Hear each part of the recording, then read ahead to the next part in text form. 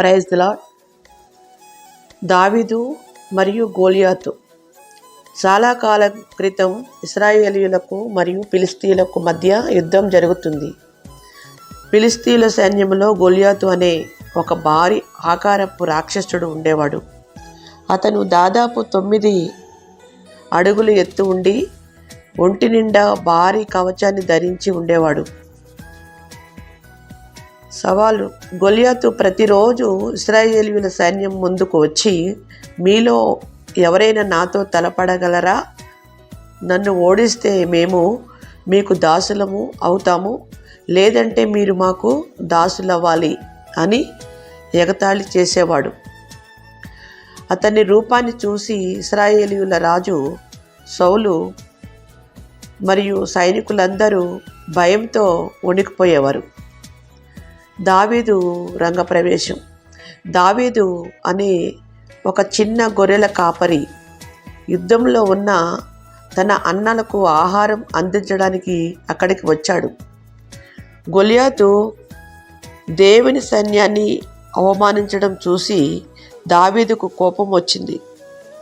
ఈ అన్యుడు జీవమున్న దేవుని సైన్యాన్ని దూషించడానికి వీడెవడు అని అడిగాడు. సౌలు రాజు మొదట అంగీకరించకపోయినా దావీదు తన నమ్మకాన్ని ఇలా వివరించాడు: నేను గొర్రెలను కాస్తున్నప్పుడు సింహాన్ని, ఎలుగుబంటిని చంపాను. నన్ను వాటి నుండి రక్షించిన దేవుడు ఈ రాక్షసుడి నుండి కూడా తప్పకుండా రక్షిస్తాడు. యుద్ధం. సౌలు తన కవచాన్ని దావీదుకు ఇచ్చాడు, కానీ అది చాలా బరువుగా ఉండటంతో దావీదు దానిని తీసివేశాడు. అతను కేవలం తన కర్రను, ఒక ఒడిసెలు మరియు వాగులో నుండి ఏరుకున్న 5 నునుపైన రాళ్లను తీసుకొని గోలియాతు వైపు వెళ్ళాడు. గోలియాతు ఆ చిన్నవాడిని చూసి నవ్వుతూ, నేనేమైనా కుక్కనా, నా మీదకు కర్రతో వస్తున్నావు అని హేళన చేశాడు. అప్పుడు దావీదు ధైర్యంగా ఇలా అన్నాడు: నీవు కత్తితోనూ ఈటతోనూ నా మీదకు వస్తున్నావు, అయితే నేను సైన్యములకు అధిపతియగు యెహోవా పేరట నీ మీదకు వస్తున్నాను.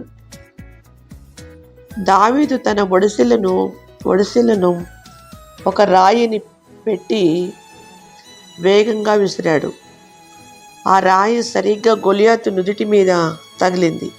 ఆ దెబ్బకు ఆ రాక్షసుడు నేల మీద పడిపోయాడు. దావీదు గోలియాతు కత్తితోనే అతనిని చంపేశాడు. అది చూసిన ఫిలిష్తీయులు భయంతో పారిపోయారు. ఈ కథ ఇచ్చే సందేశం: నమ్మకం. మనం దేవుని మీద నమ్మకం ఉంచితే మన ముందున్న సమస్య ఎంత పెద్దదైనా సరే విజయం సాధించవచ్చు. ధైర్యం. భౌతిక బలం కంటే మానసిక ధైర్యం, దైవ బలం గొప్పది. దేవుడి పరిశుద్ధ వాక్యం దీవించునుగాక. ఆమేన్.